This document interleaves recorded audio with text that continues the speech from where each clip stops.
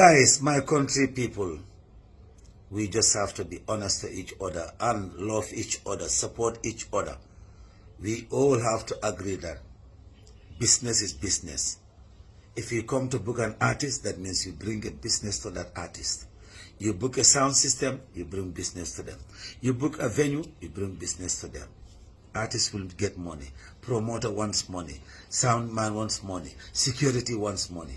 Now, what happened to Yundum last night? I don't really like it. I don't appreciate it.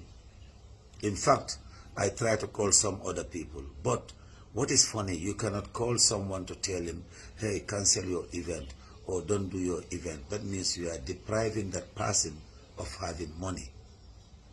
But imagine now there is a Senegalese artist or Nigerian artist playing at Yundum field. A Gambian artist is playing at Yundum school. What will be the reaction of we the Gambians?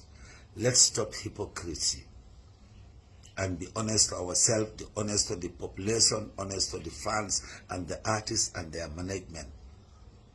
Manuel, you cannot have Jizzle playing at Yundum field, ST playing at Yundum school, fence ole be tema, ñaari place yoy, fence mo nek sen digante bi.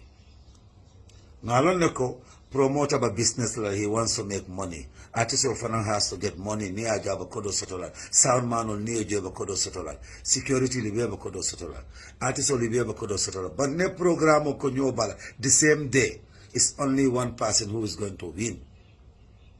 Or they all lose. Or 50-50.